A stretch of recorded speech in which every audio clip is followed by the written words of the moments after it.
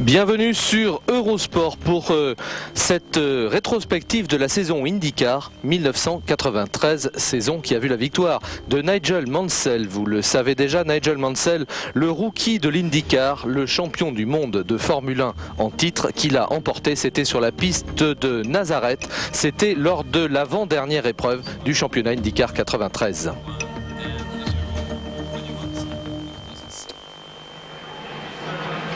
Nigel Mansell, rookie et champion. Rookie, ça veut dire que c'était un pilote qui débutait dans le championnat IndyCar et on l'avait promis de connaître bien des malheurs, notamment sur les anneaux, mais nous n'y sommes pas. Cette saison 1993 débutait à Surfers Paradise en Australie sur un circuit routier, un circuit tourmenté qui était donc a priori favorable à Nigel qui en avait fréquenté un certain nombre dans le cadre de sa carrière de pilote de Formule 1, mais on se demandait de quelle manière il allait pouvoir s'adapter au pilotage de ces machines qui ressemblent à des Formule 1 mais qui en sont radicalement différentes. Vous avez certainement suivi quelques épreuves du championnat IndyCar, sinon tout le championnat en notre compagnie sur Eurosport. Eh bien ces machines, elles sont plus lourdes, elles pèsent un petit peu plus de 700 kg, elles sont motorisées par des moteurs turbo V8 de 2,6 litres, elles délivrent environ 800 chevaux, des vitesses de pointe effarantes sur les anneaux et donc ce premier circuit de Surfers Paradise, long de 4 km 493, 26 engagés, un temps très beau et très chaud et la pole position, elle était signée d'entrée par Nigel Mansell qui a intégré le team Newman Haas en compagnie de Mario Andretti à la place de Michael Andretti, parti lui en Formule 1 au sein du team McLaren. Et Mansell avait donc déjà rempli son contrat avant même le départ de cette première épreuve de la saison 93 d'IndyCar en prouvant qu'il était également rapide sur ce type de machine. On sera complet en disant que le nombre de pneumatiques est limité à 7 par week-end et que le circuit, vous le voyez, est tracé tout près de la plage de Surfers Paradise. 80 000 spectateurs se pressaient sur les bords de ce circuit, une affluence considérable sur le plan médiatique également. Tout le monde voulait assister au début de Nigel Mansell. Vous le voyez, c'est Emerson Fittipaldi, le Brésilien, qui le côtoie sur la grille de départ. Il fait lui partie de l'équipe Penske. Sur cette première ligne, 1:38 555 pour Mansell, 1:38 992 pour Emerson Fittipaldi. La deuxième ligne est composée du jeune Canadien de 24 ans, Paul Tracy, équipier de Fittipaldi chez Penske, aux côtés de Robbie Gordon, le Californien, âgé lui aussi de 24 ans, 1:39 171 pour Tracy, 1:39 435 pour Gordon.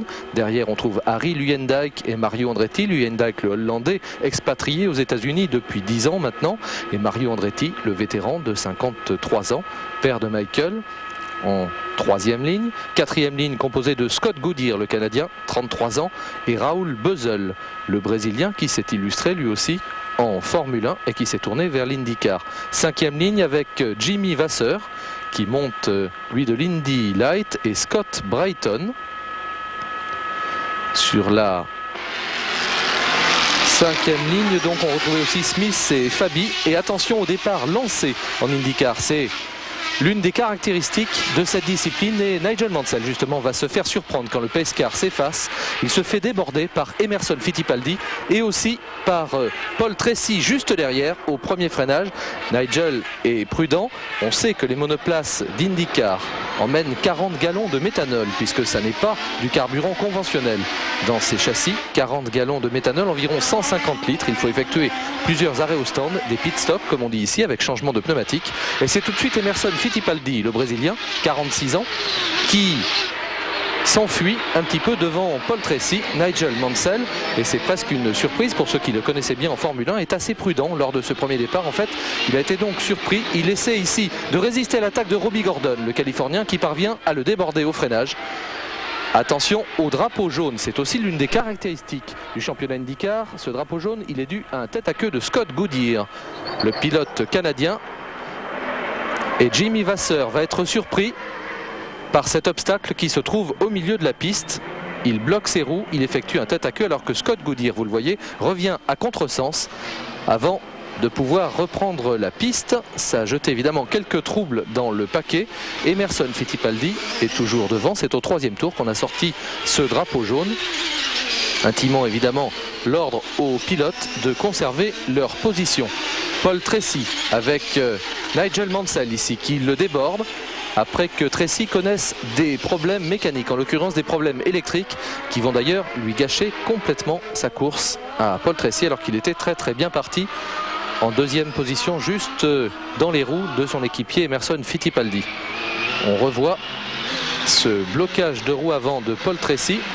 Nigel Mansell va d'abord essayer de le passer sur la gauche et puis sur la droite. Tracy qui rentre à son stand, qui va rester immobilisé un certain temps avant que ses mécaniciens ne trouvent l'origine du mal. Le pilote qui va pouvoir ensuite poursuivre son chemin mais extrêmement attardé. On revient aux avant-postes avec Nigel Mansell actuellement en 3e position. Nigel Mansell dans les roues de Robbie Gordon. Robbie Gordon qui appartient au team d'AJ Foyt, la légende vivante de l'IndyCar, l'homme aux 67 victoires dans le championnat IndyCar. AJ qui est encore en activité officiellement au début de la saison, même s'il a cédé bien sûr les commandes de sa monoplace à ce jeune espoir californien extrêmement agressif qui ne peut résister à l'attaque de Nigel Mansell qui retrouve les bons réflexes qu'on lui connaissait en Formule 1 avec ses freinages extrêmement tardifs. Nigel qui s'installe maintenant en 2e position derrière Emerson Fittipaldi. L'une des clés de ces épreuves IndyCar, eh bien, ce sont les ravitaillements au stand qui sont managés par les équipes au stand. Il faut choisir le bon moment en fonction des éventuelles neutralisations. C'est un petit coup de poker, c'est évident. Nigel, avec qui nous sommes ici, spectacle toujours impressionnant. On sait qu'en IndyCar, les monoplaces sont truffées de caméras, celle-ci dans une position classique que l'on connaît, mais il y en a aussi une autre tout près de la boîte de vitesse, à l'arrière de la monoplace, à l'arrière de la Lola version 93, motorisée par un Ford. On voit ici Emerson Fittipaldi juste devant Nigel Mansell et Robbie Gordon en 3e position. Un championnat IndyCar qui démarre vraiment sur les chapeaux de roue. 65 tours sont à couvrir de ce circuit et voici les positions après 15 tours. Fittipaldi, Mansell, Gordon, on les voit ensemble. Andretti est en 4e position devant Harry Luyendijk. Une attaque ici de Nigel Mansell comme il les aime au détriment d'Emerson Fittipaldi. Un freinage extrêmement tardif. Fittipaldi essaie bien de résister mais les murs sont tout près. Là, régime de drapeau jaune, donc interdiction de s'attaquer, interdiction de dépasser. Et on s'aperçoit que Robbie Gordon est tout près maintenant d'Emerson Fittipaldi, qu'il va essayer lui aussi de profiter de la moindre ouverture. On revoit au ralenti cette attaque presque suicidaire de Nigel, mais c'est passé sans problème, en comptant aussi évidemment un petit peu sur le savoir-vivre d'Emerson Fittipaldi, qui pourtant essaie de le reprendre à l'accélération, mais ça n'est pas passé. Voilà, avec la caméra inboard, ce qui s'est passé. On a vu que Nigel a bloqué ses 2 pneus avant, qui fument après l'effort, mais il le sait, Nigel, il va bientôt pouvoir s'arrêter à son stand pour justement changer de train de pneus. C'est ce qui se produit ici. Regardez comme l'équipe Newman-Haas est bien entraînée. 6 mécaniciens seulement sont affectés au ravitaillement, le tout sous les contrôles extrêmement efficaces des commissaires de l'IndyCar. Ce ravitaillement qui prend entre 16 et 17 secondes, c'est immuable pour les meilleures équipes puisque le carburant du méthanol descend par gravité dans ce réservoir de 40 gallons, 150 litres donc transvasé en environ 16 secondes. Nigel qui repart un peu chaud d'entrée, on a l'habitude, avec un train de pneus neufs et qui se fait surprendre au freinage de la chicane. Heureusement, il parvient à rester sur la piste sans problème. Les positions après ce ravitaillement: Fittipaldi, Gordon, Andretti, Luyendijk, Mansell en 5e position après cet arrêt au stand. Un arrêt au stand qu'il a effectué en premier avant ses concurrents directs. Et maintenant, c'est au tour d'Emerson Fittipaldi et de Robbie Gordon de faire irruption dans les stands. C'est au tour de l'équipe Penske d'effectuer là aussi un ravitaillement parfaitement minuté. L'équipe Copenhagen d'AJ Foyt s'occupe de la voiture de Robbie Gordon et on se demande quel est celui des deux adversaires qui va pouvoir quitter son stand en premier. Apparemment c'est simultané. Voilà, les positions restent rigoureusement identiques avec toujours Emerson Fittipaldi devant Robbie Gordon. Fittipaldi qui lui aussi se fait un petit peu surprendre à la chicane, mais il y a de quoi. On aperçoit un mufle se profiler juste derrière. C'est celui de la Lola de Nigel Mansell qui est parvenu à doubler immédiatement Robbie Gordon. Il s'attaque maintenant, Nigel, à Emerson Fittipaldi qui entend lui résister autant qu'il peut le faire. Et pourtant, Nigel Mansell passe à son tour Emerson Fittipaldi. Alors que là, nous sommes aux côtés de Bobby Rahal, le porteur du numéro 1 dans ce championnat IndyCar 93. Nigel Mansell qui va regagner à nouveau son stand pour changer une autre fois de pneumatique. Il en profite lui aussi pour se désaltérer. Il fait très très chaud sur ce circuit australien de Surfers Paradise pour cette ouverture du championnat IndyCar 1993. Nous sommes à la fin du mois de mars et c'est l'une des rares épreuves du championnat qui ne se déroule pas sur le territoire américain. On sait qu'il y en a aussi au Canada, on va les voir à Toronto et Vancouver. Et compte tenu de la venue de Nigel Mansell, on avait envisagé un moment, vous voyez les positions, toujours Fittipaldi devant Gordon et Andretti en 3e position. On avait envisagé un moment d'organiser une épreuve en Europe, en l'occurrence en Grande-Bretagne, et le projet a ensuite été abandonné. Nigel Mansell est 4e, Harry Luyendijk 5e, Théo Fabi 6e. Le petit pilote italien que l'on aperçoit dans la machine toute jaune juste derrière, c'est la monoplace engagée par le team Hall VDS. Bataille d'équipiers avec Mario Andretti à la lutte avec Nigel Mansell. Et on voit que Mario ne facilite pas la tâche de son équipier, mais regardez cette très belle manœuvre de Nigel Mansell qui profite du jeu des trajectoires pour se placer à la hauteur de Mario Andretti. Mario qui doit céder puisque Nigel est sur une meilleure ligne à l'intérieur. Il s'impose au freinage. Mansell qui remonte sur les leaders et on se dit que décidément, quel que soit l'engin, pourvu qu'il ait un moteur puissant, il se débrouille extrêmement bien. Emerson Fittipaldi dans les stands maintenant à son tour. C'est vrai que cette question de l'adaptation de Nigel Mansell au règlement également très particulier de l'IndyCar a pu se poser. Robbie Gordon qui suit à nouveau Fittipaldi dans les stands. Les deux équipes ont calqué leur stratégie l'une sur l'autre. On voit derrière que Paul Tracy est à nouveau à son stand. On travaille toujours pour essayer de résoudre ces problèmes électriques. Robbie Gordon très excité, évidemment il aimerait pouvoir prendre l'avantage sur Emerson Fittipaldi à l'occasion de ce ravitaillement. Ça ne va pas être possible. Gordon qui s'élance seulement maintenant, ayant perdu quelques précieuses secondes dans ce ravitaillement qui n'a pas été merveilleusement effectué. Nigel Mansell aux prises maintenant avec Danny Sullivan, l'un des vétérans du championnat IndyCar.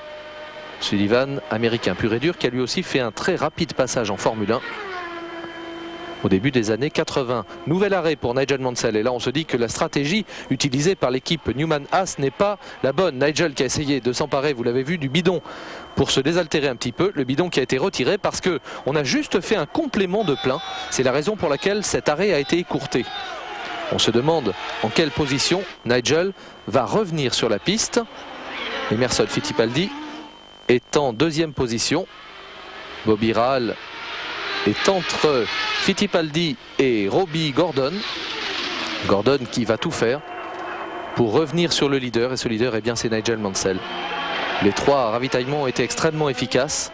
Son équipe a merveilleusement choisi sa stratégie. Nigel Mansell qui est en passe de remporter sa première victoire en IndyCar. Première course, première victoire, pole position. Le carton plein pour le Britannique moustachu, âgé de 39 ans. Fort de 30 victoires en Formule 1, qui va donc remporter cette première épreuve. Mais on se dit malgré tout, s'il faut déjà en tirer les leçons, que le circuit lui était relativement favorable. On sait que les pilotes américains sont plus habitués notamment aux ovales, que là ils sont à l'extérieur de leur territoire et que peut-être Nigel a pu bénéficier d'un effet de surprise. Nigel Mansell que l'on voit ici devant Danny Sullivan, alors que pour la deuxième place on se bat toujours très fort entre Emerson Fittipaldi et Robbie Gordon que vous voyez là avec le numéro 14 devant Bobby Rahal et lui plus attardé. Rahal qui va terminer 6e. Nigel Mansell dans les derniers virages et qui ne faiblit pas. On connaît sa méthode, c'est le pied dedans jusqu'au bout.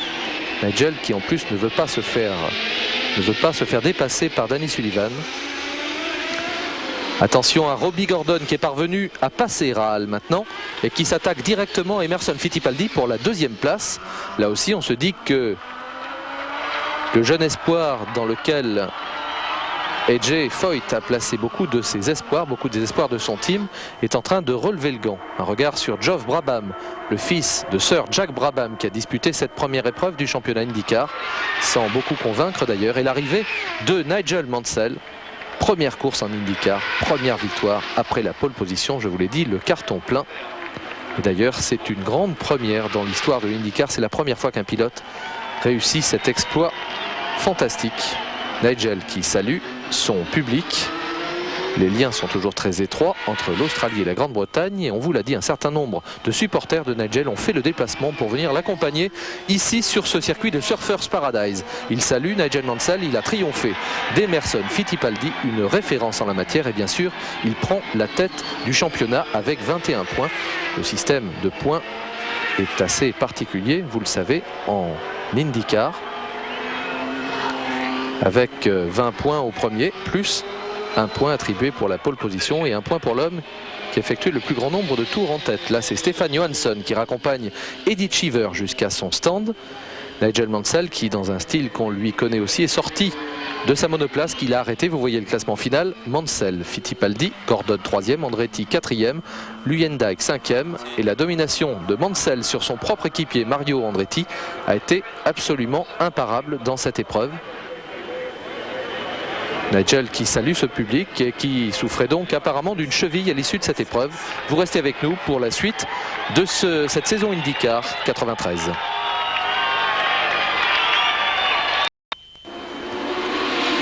Retour dans le championnat IndyCar 1993. Nous avons fait un petit saut dans le temps. Nous sommes maintenant le 6 juin 1993 sur le petit anneau de Milwaukee, un petit anneau d'1 mile. Et c'est Raoul Beuzzel qui a signé la pole position aux côtés d'Emerson Fittipaldi. Scott Goodyear et Paul Tracy sont en deuxième ligne. Mario Andretti et Scott Brayton sont sur la troisième ligne. Mansell n'est que sur la quatrième en compagnie de Robbie Gordon. Pilotage différent sur ces petits anneaux.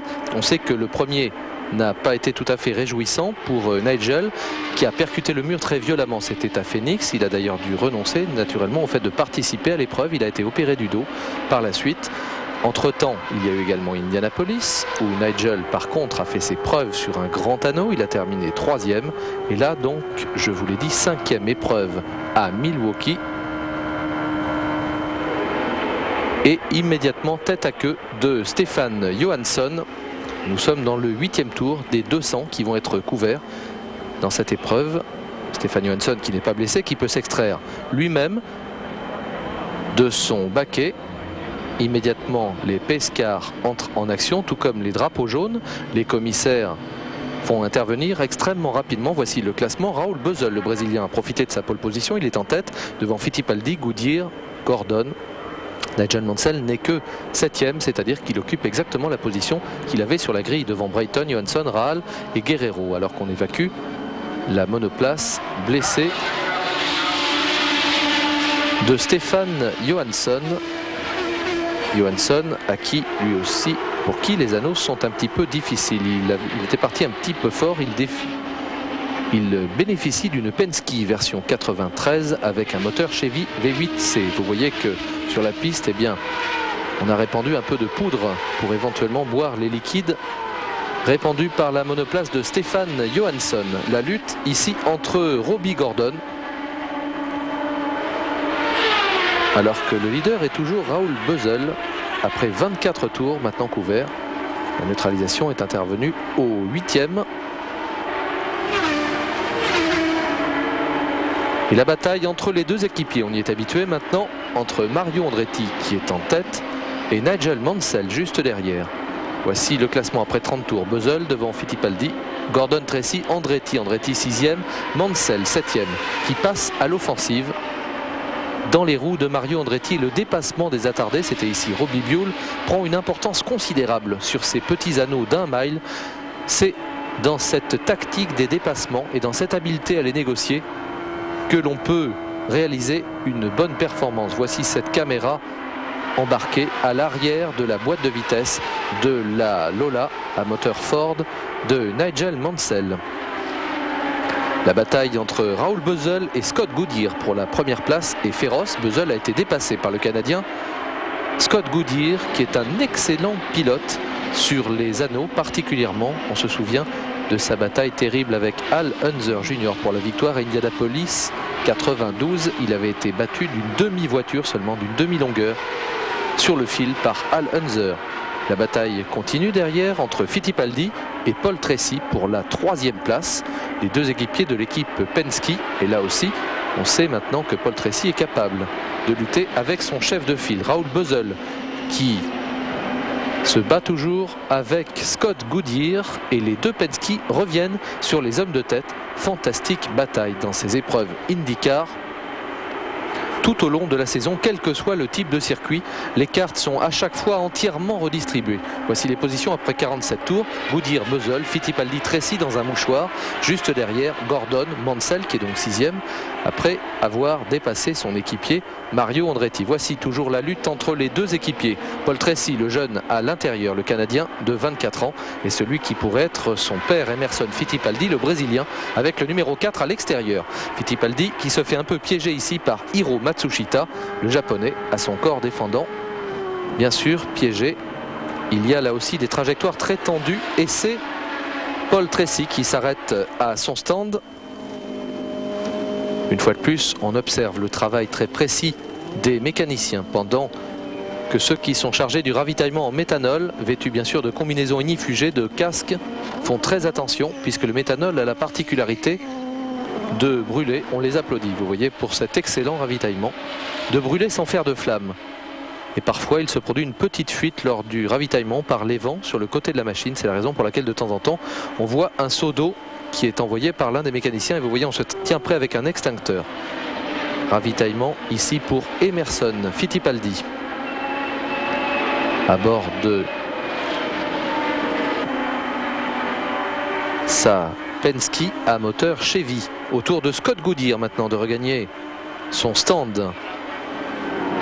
Scott Goodyear très rapide sur les anneaux, 33 ans, Canadien de la région de Toronto. Le pilote se ravitaille lui aussi. Vous voyez que tout est extrêmement méticuleux et nous sommes en compagnie de Nigel Mansell qui occupe maintenant la 2e position sur ce tout petit anneau. Il ne faut pas avoir peur des murs, il faut carrément les ignorer. Voilà, 161 tours ont été courus. Bösel est toujours devant. Mansell, Fittipaldi, Rahal, Gordon et Al Unser Jr. Un tour de retard pour Gordon et Al Unser. Et regardez comment il faut se faufiler ici entre les attardés pour Raoul Bösel et Nigel Mansell. Mansell qui place une attaque ici décisive sur Bösel. Il est passé à quelques centimètres devant les moustaches du Brésilien. Imparable cette attaque. Nigel qui fait des signes. C'est Olivier Grouillard que l'on a aperçu. Olivier qui effectue sa première saison en IndyCar et nouvelle victoire de Nigel Mansell. Et celle-ci très importante. Première victoire sur un anneau. Paul Newman, l'acteur copropriétaire de cette équipe Newman Haas, est fou de joie bien sûr. C'est la concrétisation de l'adaptation très rapide de Nigel Mansell devant Bösel et Fittipaldi. Dans quelques instants, la suite du championnat IndyCar. Retour au championnat IndyCar 93 et retour à un très grand anneau, celui de Brooklyn dans le Michigan. Cet ovale qui mesure 2 miles, 3 km 200, sur lequel va se disputer la 10e épreuve du championnat IndyCar. Et attention, auparavant, eh bien, Nigel a connu des problèmes sur le circuit routier de Toronto au Canada et c'est Fittipaldi qui est en tête avec 105 points devant 102 points pour Mansell. Bien sûr, avant le départ de l'épreuve, il y a l'hymne américain chanté tout près des pilotes qui permet un peu de faire monter la tension dans le public.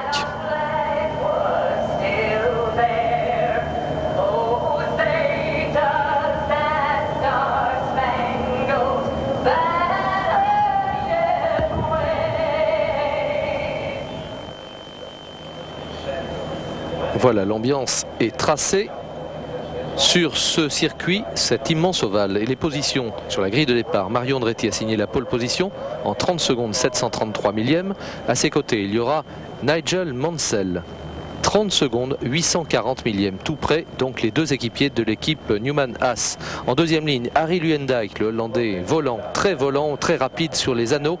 On se souvient de sa victoire à Indianapolis, avec à ses côtés Raoul Beusel, le pilote brésilien que l'on a vu en pole position il y a peu.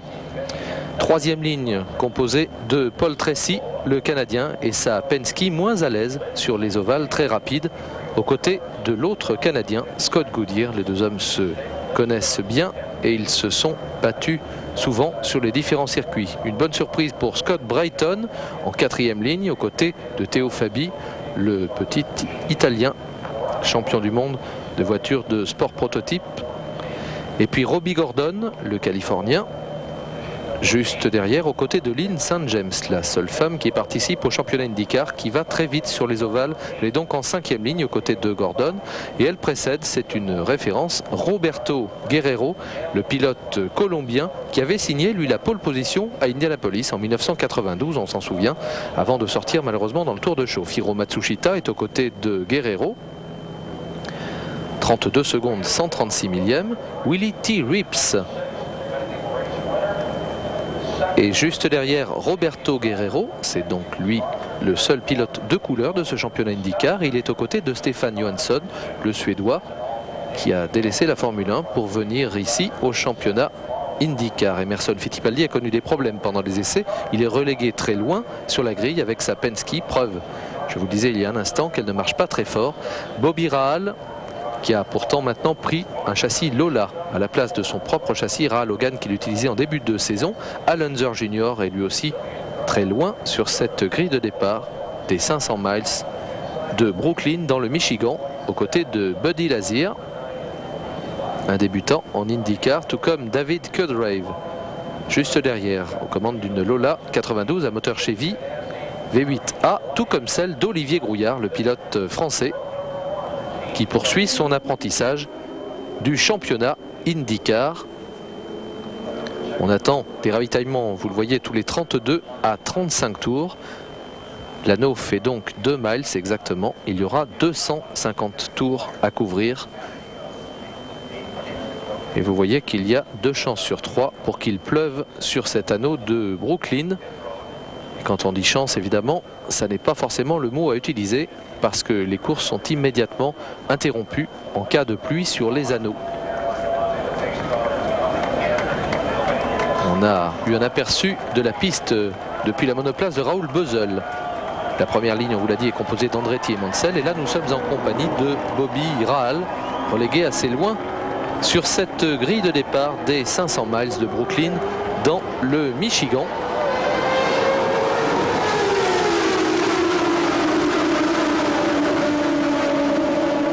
Voilà, je vous ai laissé profiter du rugissement des moteurs V8 turbo délivrant environ 800 chevaux, avec tout de suite en tête Mario Andretti. Harry Luendijk, qui était en deuxième ligne, est parvenu à s'infiltrer au détriment de Nigel Mansell, qui repasse à l'attaque immédiatement à l'intérieur. Mais vous le savez, le pilotage sur ovale requiert une technique très particulière que Nigel a maintenant assimilé, puisque nous sommes à la 10e épreuve du championnat 93. Mais il faut faire attention à ne pas se faire démonter juste à l'amorce des virages. Les vitesses sont de l'ordre de 350 km/h en fin de ligne droite. C'est l'un des grands anneaux du circuit du championnat américain, et c'est Mario Andretti, le vétéran âgé de 53 ans, qui a remporté, lui, une 52e victoire à Phoenix en début de saison. On y reviendra tout à l'heure. Harry Luendijk est en deuxième position, Nigel Mansell en troisième. Mais évidemment, Nigel ne va pas se contenter de cette troisième position. Il passe à l'attaque d'Harry Luendijk et le déborde par l'intérieur.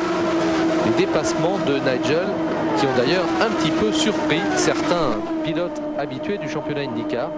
Ils les ont surpris par le fait qu'ils sont très incisifs, très déterminés. Ici, Scott Goodyear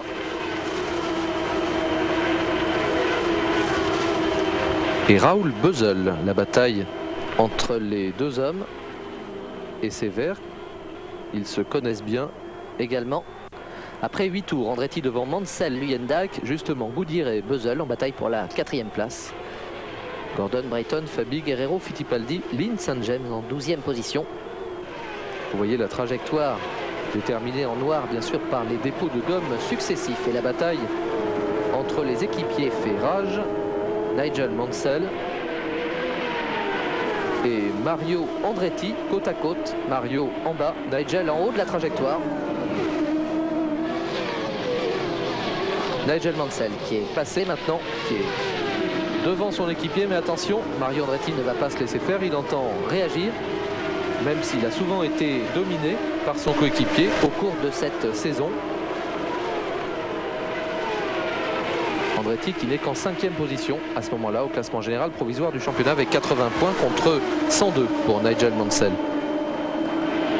Mansell qui déchaîne l'enthousiasme des centaines de milliers de spectateurs massés autour des circuits de l'IndyCar. Après 28 tours, c'est lui qui est en tête donc devant Andretti, Tracy, Goodyear, Beuzzel et Luyendijk sur ce grand anneau de 2 miles. Mais depuis Indianapolis, on sait que Nigel est capable d'aller très vite sur les anneaux. Arrêt et ravitaillement pour Paul Tracy avec cette technique que vous connaissez maintenant. Changement des 4 pneus, je dirais sans fébrilité particulière, et voilà, là c'était très juste pour le mécanicien chargé de la roue avant droite, le tout sur le regard de Roger Penske, l'homme aux cheveux blancs qui manifeste rarement ses sentiments. Et arrêt au stand aussi pour Mario Andretti. Roger Penske qui est le propriétaire de plusieurs affaires énormes aux États-Unis, notamment une compagnie de location de voitures. Nigel Mansell est au stand à son tour. Et vous voyez ce petit coussin sur le côté droit de l'habitacle ici qui permet à Luenzer de reposer sa tête. Mais un crash, un nouveau crash je dirais sur un anneau, celui de Stefan Johansson, qui va bien sûr entraîner une neutralisation immédiate. C'est la raison pour laquelle les véhicules de secours peuvent immédiatement intervenir sur la piste. Heureusement cette fois encore, Stefan Johansson va sortir indemne de son habitacle, de sa monoplace. Vous le voyez, les 2 roues extérieures, les 2 roues droites, évidemment, étaient pratiquement arrachées dans ce contact à plus de 300 km/h. Les positions au 38e tour, Mansell devant Fittipaldi, Luyendijk, Andretti, Gordon et Beuzzel. Si vous n'êtes pas habitué aux compétitions aux États-Unis, aux compétitions IndyCar, évidemment ces neutralisations peuvent vous paraître bizarres, mais là vous le voyez, il n'y a pas d'autre solution pour sortir les carcasses des véhicules accidentés et pour que les commissaires puissent intervenir dans de bonnes conditions. D'ailleurs on y est venu en Formule 1. Il y a aussi maintenant un régime de pescar qui peut être décidé par le directeur de course si une monoplace se trouve dans une situation délicate et que l'intervention des commissaires ne peut être réalisée que grâce à cette neutralisation et à cette entrée en piste du pescar. Nouveau départ qui permet évidemment de relancer la machine, puisque si un avantage a été conquis par un pilote sur la piste, eh bien il est immédiatement annihilé par cette neutralisation. Mais les pilotes américains, les pilotes qui participent au championnat IndyCar, d'abord le savent très bien puisque ça fait partie du règlement et l'acceptent tout à fait. En plus, ils ont constaté que sur une saison, eh bien ça s'équilibre à peu près. Ce que l'on gagne sur une course, on peut éventuellement le reperdre sur une autre. Et puis il y a cette stratégie dans les stands qui doit être décidée avec beaucoup d'à-propos par le team manager, puisque dès que le drapeau jaune est sorti, que le pescar est en piste, il est possible de regagner les stands, comme le fait ici Emerson Fittipaldi. Emerson Fittipaldi, à nouveau, à son stand. La période de ravitaillement est située entre 32 et 38 tours, en fonction de l'autonomie des machines et de la consommation des moteurs. Consommation en méthanol. Changement des 4 pneumatiques. On fait attention à évacuer les pistolets pneumatiques. On vérifie l'arrière de la machine. Emerson Fittipaldi qui dispose encore de tir-off. Vous l'avez vu sur la visière de son casque intégral. Les tir-off, ce sont ces petits écrans de mica que l'on dispose alternativement avec la petite languette à droite ou à gauche, ce qui permet au pilote qui doit savoir dans quel sens il les a disposés de les arracher les uns après les autres pour conserver toujours une très bonne visibilité. Autour de Paul Tracy, l'équipier d'Emerson Fittipaldi, de regagner son stand et d'en sortir. Vous pouvez aussi peut-être vous étonner de la vitesse à laquelle les pilotes rentrent et sortent des stands. Une vitesse, j'allais dire, plutôt raisonnable par rapport à celle que l'on connaît en Formule 1. Fittipaldi qui s'arrête à nouveau à son stand Eh bien cette vitesse elle est contrôlée par radar. À l'entrée et à la sortie, il y a des panneaux lumineux. Le pilote et tous ceux qui sont dans les stands peuvent lire la vitesse instantanée. Elle est limitée à 100 miles sur les grands anneaux, ça fait tout de même 160 km/h, et 80 miles dans les zones où la piste de décélération est plus étroite, ce qui fait tout de même des vitesses tout à fait raisonnables. Et on voit qu'Emerson Fittipaldi connaît quelques soucis. C'est la raison de cet arrêt prolongé ici sur cette piste de Brooklyn dans le Michigan. Je vous rappelle que Fittipaldi, eh bien, c'est le leader du championnat jusque-là avec 105 points devant Nigel Mansell 102 points. Nigel qui va justement regagner son stand. Le voilà qui s'arrête pile à l'emplacement déterminé. On lui passe ce petit bidon pour que lui aussi puisse reprendre quelques forces. Et un tête à queue dans cette zone de stand, celui du propre équipier de Nigel Mansell qui, vous le voyez, ravitaille derrière. C'est Mario Andretti qui s'est fait un petit peu surprendre. Vous voyez qu'à 53 ans, on conserve tout de même une fougue étonnante, alors que pour Nigel, tout se passe bien. Évidemment, les mauvaises langues diront que ce genre de pirouette, on pouvait plutôt l'attendre de quelqu'un d'aussi fougueux que Nigel Mansell. Ça n'est pas un reproche, mais on sait que c'est un garçon qui a le sang chaud. C'est le moins qu'on puisse dire. Et pourtant, Nigel, après juste son faux pas, regardez le tête à queue justement de Mario Andretti. Il faut dire que Mario a dû déboîter sèchement juste à la sortie de son propre emplacement. Vous voyez le mécanicien qui se précipitait pour peut-être pousser Mario, qui a pu se remettre dans le droit chemin tout seul en effectuant ce demi-tête à queue. Regardez sous un autre angle maintenant. On l'aide à repartir, il a donné un coup de volant pour éviter la monoplace de Nigel Mansell et il a accéléré trop brutalement. Ces moteurs V8 turbo de 2 litres 650 qui délivrent, je vous l'ai dit, environ 800 chevaux avec un couple phénoménal, et bien avec des pneus froids puisque les couvertures chauffantes sont interdites dans le championnat IndyCar. C'est extrêmement important, tous ces petits éléments. Et Nigel Mansell s'en est plaint d'ailleurs.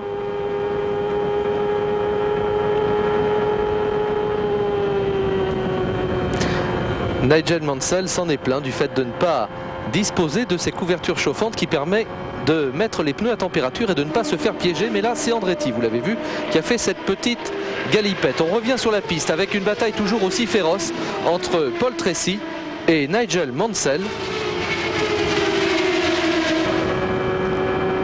Mansell aux côtés duquel nous nous trouvons avec toujours cette petite plaque située à l'arrière de l'habitacle et qui permet au pilote de reposer son casque. Nigel, depuis très longtemps, depuis une sortie très violente en Formule Ford en Grande-Bretagne au début de sa carrière, souffre beaucoup du coup. Et le coup, il est mis à contribution dans ses courbes, toujours à gauche évidemment. Dépassement ici, attaque sur Raoul Boesel.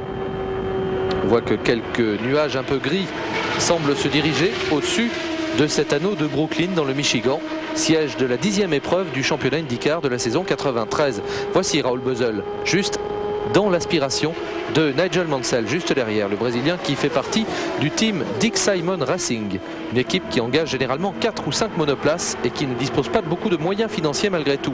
Robbie Gordon est à son stand et on voit qu'on s'affaire beaucoup et justement on est en train de refixer, vous le voyez, le coussin qui permet au pilote d'appuyer son casque à l'extérieur des courbes. Regardez avec quel soin les mécaniciens ont refixé ce petit coussin à l'extérieur. Et là, vous avez vu la mésaventure qui a failli arriver à Robbie Gordon à l'accélération. Une petite scène également à laquelle on assiste fréquemment sur les courses un petit peu longues du championnat IndyCar, c'est qu'on râpe la surface de gomme usagée sur le pneumatique.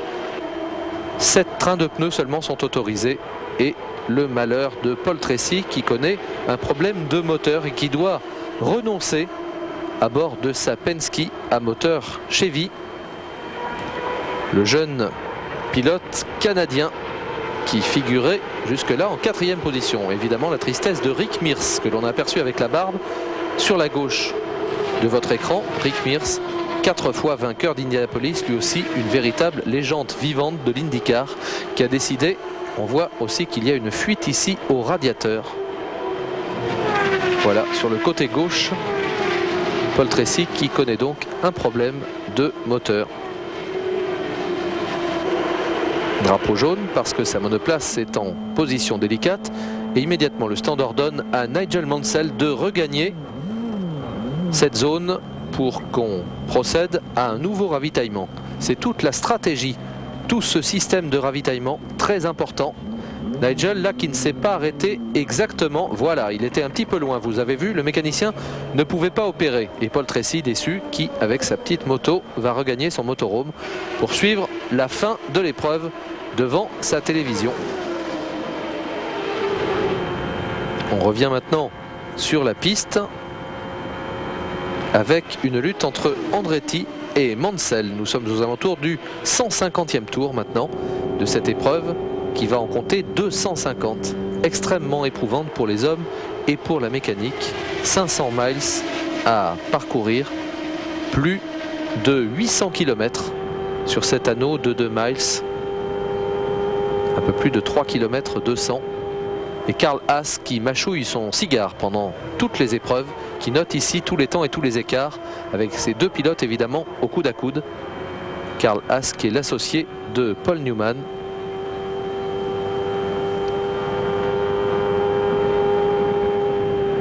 Et Mansell qui maintenant a totalement assimilé le pilotage sur les grands anneaux et même sur les petits, bien sûr, puisqu'on a vu la victoire qu'il a remportée tout à l'heure sur le petit anneau de Milwaukee. Regardez, en profitant de l'aspiration, Nigel Mansell et Mario Andretti ensemble. Voici les positions après 154 tours. Nigel Mansell au commandement devant Andretti, Bösel est troisième, Luyendijk et le reste du paquet. Une vue spéciale ici des stands, celui de Newman Haas justement où la tension est extrême puisque la lutte entre les deux pilotes de l'écurie va se poursuivre jusqu'au drapeau à damier. L'écart, vous le voyez, est extrêmement réduit. Andretti en avait profité pour repasser Mansell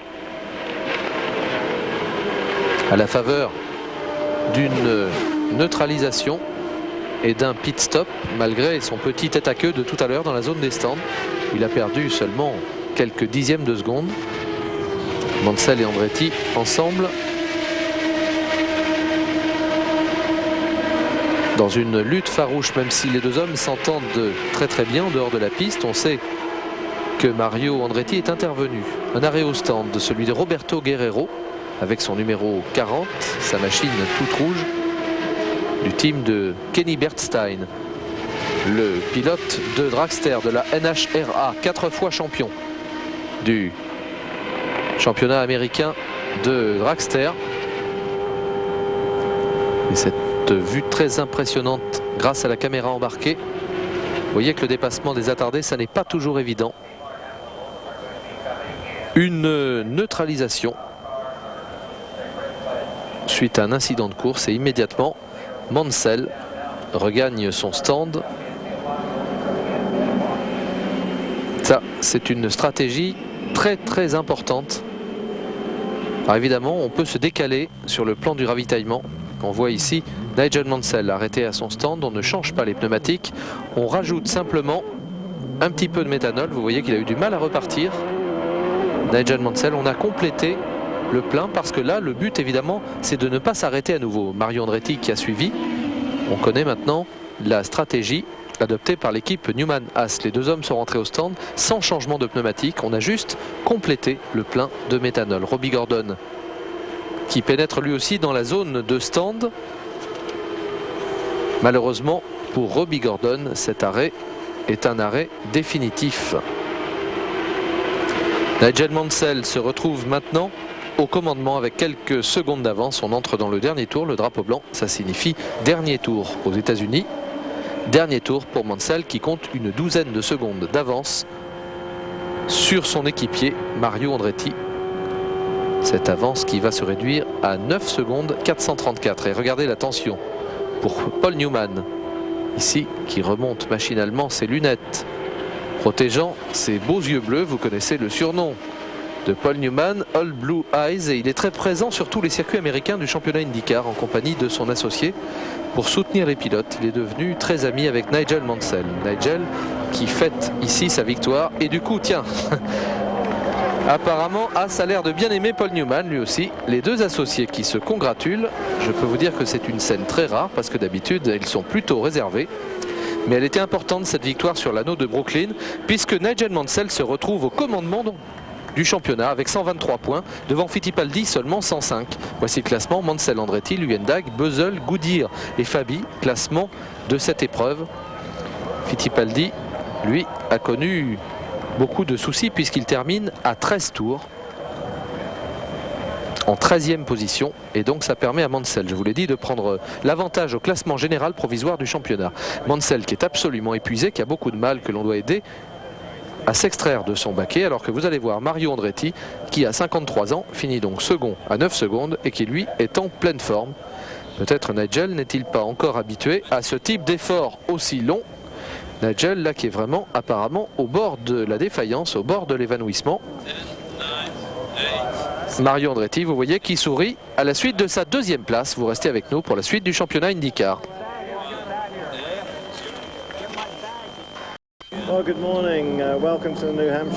Nigel Mansell nous salue sur ce circuit de Loudon parce que c'est son anniversaire. Il est âgé de 40 ans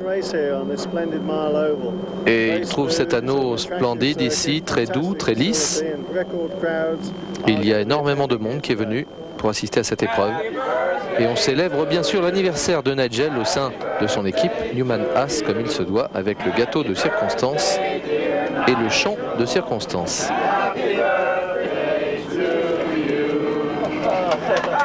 Nigel très heureux, qui est très sensible à tous ces petits gestes et qui a le poignet bandé. Il a glissé quelque temps auparavant, il s'est un peu blessé au poignet. Heureusement ça n'est pas grave et ça ne le handicape pas trop sur le plan du pilotage. Petit anneau long de 1 mile ici à Loudon, à parcourir 200 fois, soit un peu plus de 320 km. Et la piste est assez lisse, donc d'après Nigel, qui a signé une nouvelle fois la pole position en 22 secondes 504 à 272 km/h de moyenne. À ses côtés, on retrouve Raoul Bösel, le Brésilien, décidément très constant au plus haut niveau. 22 secondes 510 à 6 millièmes seulement de Nigel Mansell. Derrière, en deuxième ligne, Scott Goodyear avec sa Lola 93 à moteur Ford. Aux côtés de Paul Tracy, la Penske, un petit peu moins à l'aise, la Penske, que les Lola sur les anneaux. Roberto Guerrero est en troisième ligne avec sa Lola 93 à moteur Chevy V8C. Aux côtés de Mario Andretti, l'autre Lola du team Newman Haas.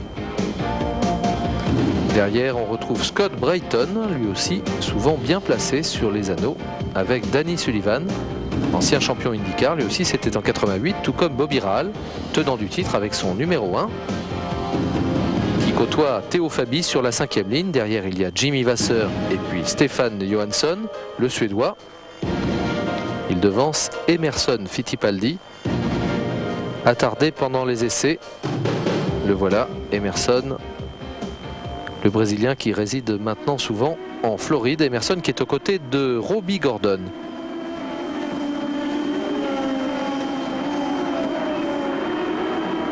Départ de la course avec ce drapeau vert et avantage bien sûr pour Nigel Mansell devant Raoul Bösel, Scott Goodyear et Paul Tracy. Vous savez que ce départ s'effectue donc lancé et que la direction de course peut refuser ce départ, c'est-à-dire sortir immédiatement un drapeau jaune si elle estime que les pilotes n'occupaient pas une position suffisamment conforme au temps qu'ils ont réalisé pendant les essais. Attention à l'attaque de Paul Tracy sur Scott Goodyear.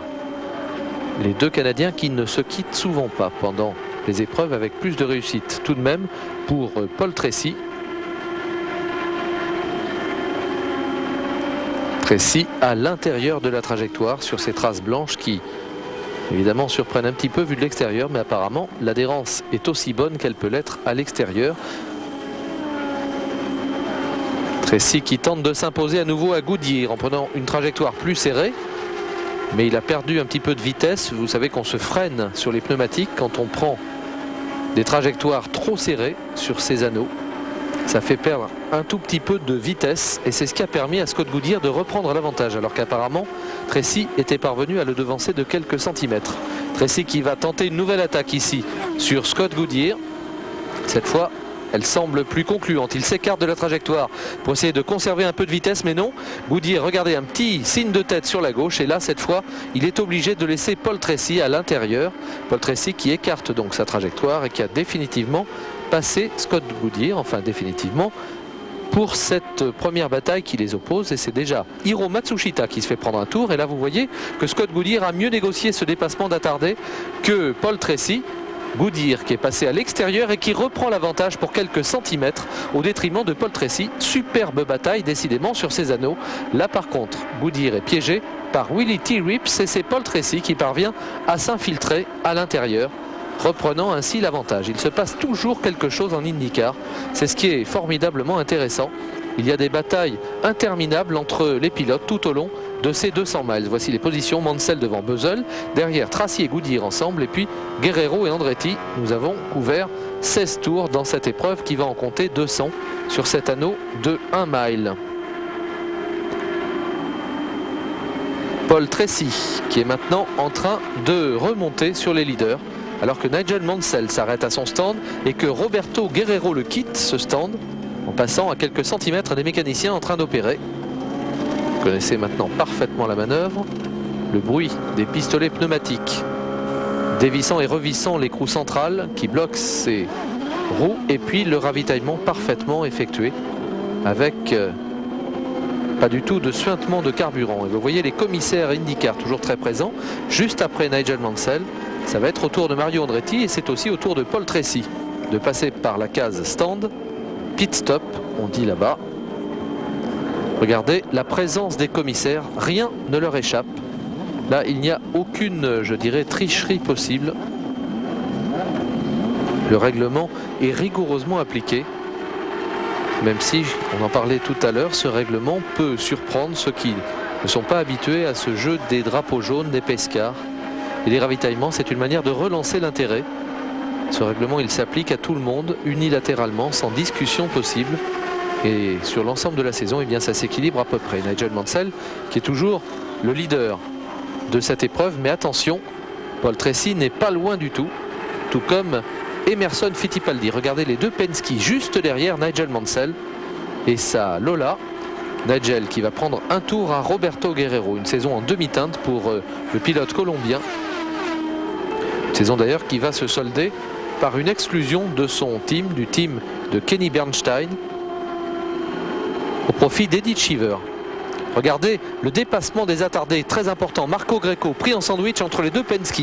Et justement, c'est Paul Tracy qui passe ici à l'attaque de Nigel Mansell. Il est parvenu à dépasser le pilote britannique à la faveur de cette manœuvre un peu délicate derrière ses attardés. Nigel qui évidemment réplique immédiatement, se met tout de suite à l'aspiration dans la boîte de vitesse de la Penske et essaie de déboîter à l'intérieur, mais pour le moment c'est toujours Paul Tracy qui a l'avantage. Emerson Fittipaldi, oui, n'est pas loin du tout, juste derrière avec son numéro 4. Paul Tracy toujours devant. On retrouve à nouveau Roberto Guerrero. Vous voyez que les différences de vitesse sont importantes, même si les grilles sont d'habitude très serrées. Il y avait à peine 2 secondes entre le qualifié le plus rapide Nigel Mansell et le moins rapide sur ce circuit. Le moins rapide, c'était Jeff Wood. Drapeau bleu barré de jaune, ça signifie qu'on va vous dépasser. Et vous voyez ici que l'objectif de la caméra est souillé par une projection d'un pneumatique. Cette caméra toujours fixée aux côtés de Nigel Mansell à bord de la Lola. Il ne reste plus que 5 tours à couvrir et c'est toujours le Canadien Paul Tracy qui est en tête et qui a apparemment l'intention d'utiliser toutes les ficelles de ce métier naissant pour rester devant.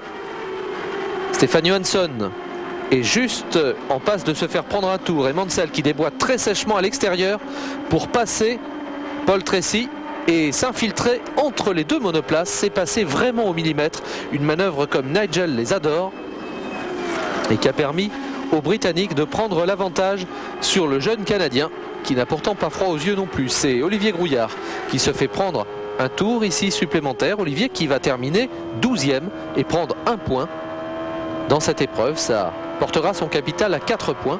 Olivier qui a donc effectué une saison, je vous l'ai dit, d'apprentissage avec un matériel dépassé, il le savait au départ, un châssis 92, un moteur Chevy A qui rendait 70 à 80 chevaux au plus puissant, mais il fallait qu'il rôde son équipe, le Indy Regency Racing.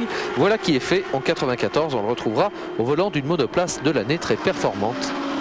Et aux côtés peut-être d'un pilote très prestigieux du championnat IndyCar, il est possible qu'il y ait 2 machines aux couleurs d'Indy Regency. On s'intéresse à nouveau à la lutte en tête dans cette épreuve de Loudon entre Nigel Mansell et Paul Tracy. L'une des plus belles batailles à laquelle on ait assisté sur le circuit IndyCar cette année entre les deux hommes. Et là, Mansell a pris maintenant une dizaine de mètres d'avance sur Tracy. Ça va être difficile pour le jeune Canadien de recoller. D'autant que la voie est libre devant Nigel Mansell, il ne va pas être retardé par des attardés. Nigel qui va remporter là une des victoires les plus convaincantes de sa saison, parce que Tracy était prêt à tout pour vaincre. Voilà, superbe victoire de Nigel Mansell, sa 4e de la saison. Nigel qui évidemment crée la joie dans le stand de Newman. Ah, c'est regardez les deux hommes. Très belle image, très belle image de sportifs qui se congratulent mutuellement, juste en levant le pouce à l'extérieur de l'habitacle. C'était un beau combat. Nigel l'a emporté, mais Paul Tracy rend hommage à son vainqueur. Des images, j'oserais dire, comme on aimerait en voir plus souvent dans les sports mécaniques.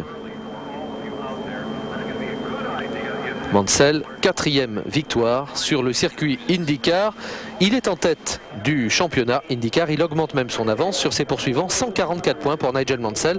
Ici, c'est Paul Tracy qui est congratulé, qui est en 3e position avec 100 points. Emerson Fittipaldi est 2e avec 119 points. Et regardez la joie de Nigel, qui est ici congratulé par ses enfants, ses 3 enfants, et par Rosanne, bien sûr, son épouse, qui l'accompagne partout. Nigel Mansell qui réside maintenant en Floride, à Clearwater. Il l'a emporté devant Tracy. Fittipaldi est 3e, Guerrero 4e, Gordon et Brighton 5e et 6e. Et on se dit que Nigel Mansell est peut-être bien capable, le bougre, de remporter le championnat IndyCar pour sa première saison. Mais ça n'est encore que la 11e épreuve du championnat IndyCar. Il en reste 5, une raison de plus pour rester avec nous sur Eurosport.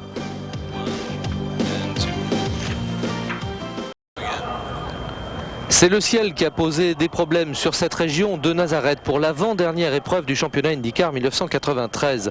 C'est la raison pour laquelle la grille de départ a été calquée sur le classement général provisoire du championnat. Et ici, vous apercevez Michael Andretti qui revient à ses premières amours, lui qui a été champion IndyCar en 1991, qui était donc parti en Formule 1 au sein du team McLaren et qui revient, ce sera l'an prochain, au sein du team d'Harry Luyendijk, qui lui va donc en partir. La pole position, c'est donc Nigel Mansell qui l'a devant Fittipaldi, Buzzell, Tracy, Rahal, Andretti, mais je vous l'ai dit, c'est ni plus ni moins que l'ordre du classement général provisoire du championnat 93, puisqu'on recourt à ce système quand les essais ne peuvent se dérouler dans de bonnes conditions à cause de la pluie, comme ce fut le cas ici sur ce petit anneau de Nazareth, long de 1 mile, 1 km 609 à parcourir 200 fois. Bravo, vous avez gagné, soit 321 km. Nigel Mansell en pole position donc, mais celle-là il n'a pas eu trop de mal à la décrocher, tout au moins pas de mal sur cette piste bien sûr.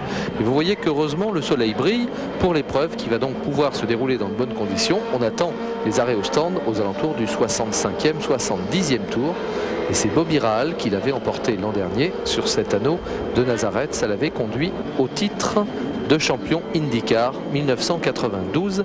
Rahal qui aurait effectué une saison en demi-teinte. Attention au départ, Nigel Mansell à droite de votre écran.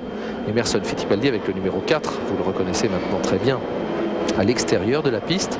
Derrière Fittipaldi, il y a Tracy. Derrière Mansell, il y a Buzzell avec la monoplace orange. Buzzell qui s'est d'ailleurs embarqué dans un traverse qui lui a fait perdre du temps. Et regardez comme les hommes de Penske attaquent immédiatement. C'est Emerson Fittipaldi qui sait qu'il doit à tout prix empêcher Nigel Mansell de coiffer le titre dès cette course-là pour préserver le suspense jusqu'au bout et conserver toutes ses chances. Donc Fittipaldi qui a jailli en tête, suivi par Paul Tracy. Et les deux hommes de Penske qui barrent un petit peu la route de Nigel Mansell. Nigel a senti le danger, il essaie d'attaquer immédiatement, mais impossible. Il est sur la meilleure trajectoire, Paul Tracy, il reste en 2e position et il conserve l'avantage.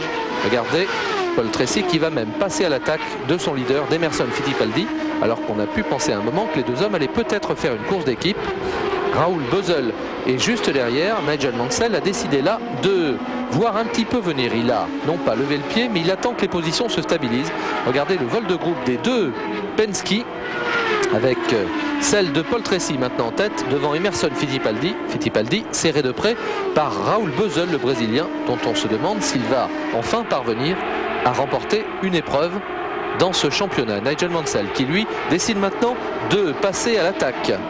Et il est bloqué ici par Hiro Matsushita. Regardez le geste de la main de Nigel Mansell. Il n'a pas changé, le bougre, à plus de 40 ans. Maintenant, il a toujours autant de tempérament et il manifeste son mécontentement au pilote japonais qui est pourtant extrêmement correct, comme on peut l'être du côté du Japon, qui essaie de ne pas gêner, mais il faut bien qu'il fasse sa course, lui aussi, Hiro Matsushita, qui va terminer en 21e position dans cette épreuve de Nazareth. Et Nigel Mansell aux prises ici avec Raoul Beuzell.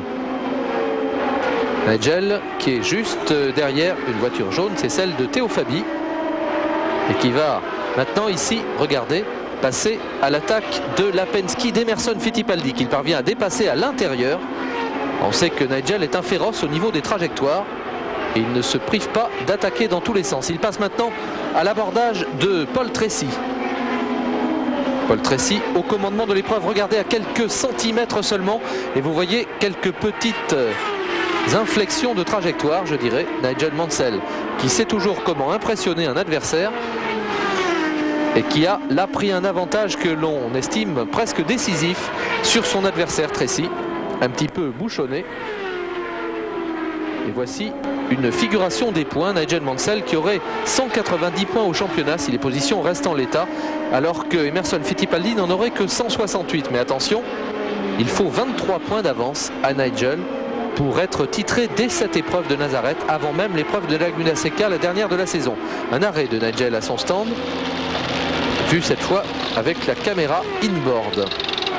On est toujours aussi précis. Vous avez vu le coup d'œil du mécanicien au bas de votre écran qui a regardé du côté des ouïes de refroidissement pour voir s'il n'y avait pas de débris qui pouvaient obstruer une partie de cette ouïe de refroidissement. Voici les écarts après 87 tours. Et heureusement, ça se passe bien pour Nigel Mansell et pour son moteur Ford XB en l'occurrence. Ford dont on sait que il existe des moteurs de qualification extrêmement puissants. Et dont on sait aussi que Michael Kranfus, qui est l'homme qui présidait aux destinées du service course du géant américain, eh bien, va quitter à la fin de cette saison, a donc maintenant quitté sa place de responsable du sport automobile pour essayer de monter sa propre équipe en IndyCar. Un arrêt au stand, celui maintenant de Paul Tracy, avec de petites modifications également de l'appui aérodynamique. Vous avez vu du côté de la moustache avant gauche le mécanicien qui a tourné une petite manette, et vous voyez aussi le casque de Paul Tracy qui est profilé, un casque aérodynamique. Ce sont des casques que l'on a vu apparaître, et là les mécaniciens sont obligés d'aider Paul à quitter son stand. Des casques, vous disais-je, que l'on a vu apparaître lors des essais des 500 miles d'Indianapolis. Les positions: Mansell après 128 tours sur 200 devant Goodyear, Luyendijk, Gordon, Fittipaldi et Tracy. Et là on est en train de se dire que décidément les Penske ne sont pas à la fête. Fittipaldi seulement 5e à 2 tours, Tracy seulement 6e à 3 tours. Nigel pourrait bien remporter son pari fantastique. Regardez la concentration de Carl Haas, presque dans une attitude de prière ici dans les derniers tours de cette épreuve de Nazareth. Haas qui mâchouille son cigare par les deux bouts pour calmer un petit peu son excitation. Et regardez comme on est très très serré en IndyCar dans les pelotons, même s'il y a quelques tours de différence parfois. Et voilà une arrivée et une victoire au championnat IndyCar. Mansell qui totalise 191 points grâce aussi aux points qu'il a acquis sur la piste, car c'est l'homme qui a occupé le plus longtemps la tête dans cette épreuve. Il est congratulé ici par Paul Tracy. Paul Tracy qui est lui en 3e position au classement général provisoire avec 136 points. Regardez comme Paul Newman est heureux. Il félicite tous les hommes de son équipe pour cette superbe victoire.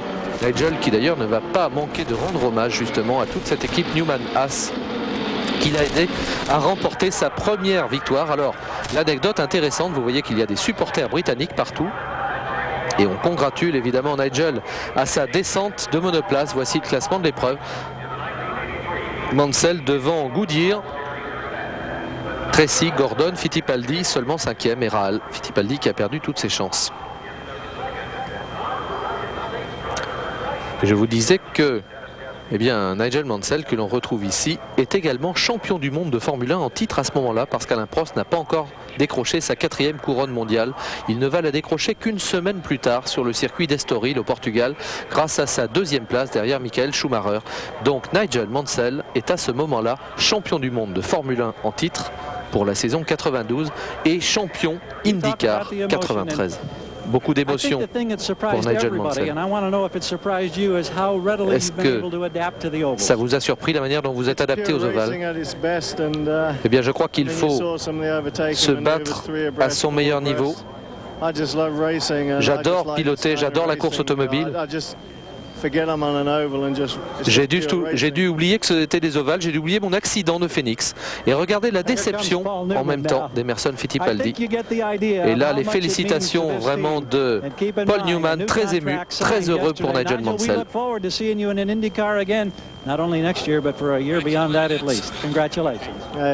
On félicite à nouveau Nigel Mansell pour cette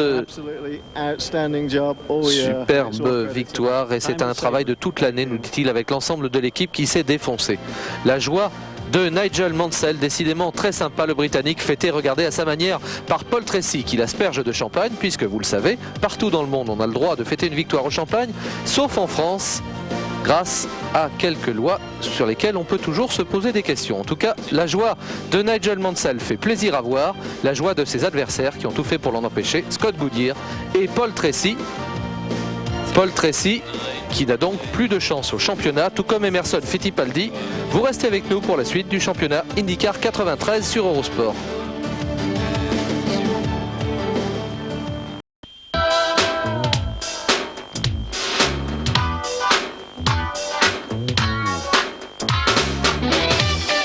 Un petit regard maintenant sur une autre vedette du championnat IndyCar 1993. Il s'agit de Paul Tracy. Effectivement, une étoile est née.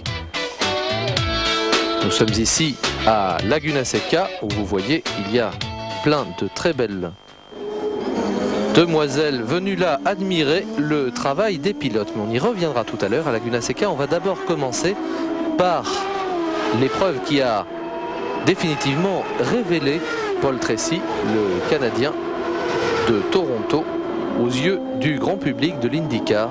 Il s'agit de cette épreuve qui se disputait dans les rues de Long Beach, sur le circuit tourmenté, piégeux, sur lequel il s'est produit de nombreuses sorties de route, mais ça ne diminue en rien la très belle victoire que va remporter Paul Tracy. Tracy qui était parti depuis la première ligne aux côtés de Nigel Mansell qui avait signé la pole position, et c'est la première victoire en IndyCar de la carrière de Paul Tracy. La joie de Roger Penske et la joie ici de Hogan, l'associé de Bobby Rahal. On se retrouve maintenant à Cleveland puisque nous allons passer en revue les différentes victoires de Paul Tracy dans le cadre de ce championnat 93. Cleveland, c'est la 8e épreuve du championnat et le circuit est tracé, vous le voyez, sur les pistes d'un aérodrome, tracé extrêmement particulier. Paul Tracy s'était lancé là aussi de la pole position. Il va signer une superbe victoire, la 2e de la saison et la 2e de sa carrière, bien évidemment. À ce moment-là, il est en 5e position au classement général provisoire avec 62 points. Nigel Mansell en totalise, lui, 102. Et on pense que là, le Canadien est maintenant tout à fait mûr pour aligner des performances constantes. On sait que son défaut, c'était un petit peu de sortir de la piste trop souvent. Il est félicité par sa jeune femme, Tara, qui a fait de lui un jeune papa depuis les essais d'Indianapolis. Voici les résultats. Tracy devant Fittipaldi, Mansell et Johansson. Il a donc devancé son propre équipier Emerson Fittipaldi, le Brésilien. Un petit tour maintenant du côté de Toronto. Là, le pilote est chez lui au Canada devant son public. Il va devoir mener un combat de tous les instants contre Emerson Fittipaldi, le Brésilien qui a signé la pole position. Pourtant, Tracy est parti depuis la première ligne et regardez la joie de Paul Tracy. Jamais un pilote canadien ne s'est imposé chez lui au Canada devant son public. On se félicite du côté du team Penske et ça permet à Tracy de revenir en 4e position au classement général provisoire du championnat avec 83 points. Le leader étant Fittipaldi avec 105. On se dit que Tracy a encore toutes ses chances Et vous voyez l'inquiétude de Tara ici dans le stand lors de la course suivante. Nous sommes dans le dernier tour du côté du circuit de Road America à Elkhart Lake, un circuit très sinueux, et aux côtés de Paul Tracy qui avait signé la pole position, il y avait Nigel Mansell. Derrière, il y avait Mario Andretti et Raoul Boesel. Tracy qui est maintenant l'un des hommes forts du championnat, l'un des hommes sur lesquels on peut compter. Il lui manque juste un tout petit peu de constance pour être à même de disputer le titre, puisque là il va se retrouver à 38 points exactement du leader Nigel Mansell, alors que là une sortie de piste s'est produite devant lui, mais il en faut plus pour troubler Paul Tracy sur cette piste très tourmentée, très sinueuse, très piégeuse d'Elkhart Lake à Road America, un circuit de 6 km 437, donc très difficile à apprendre.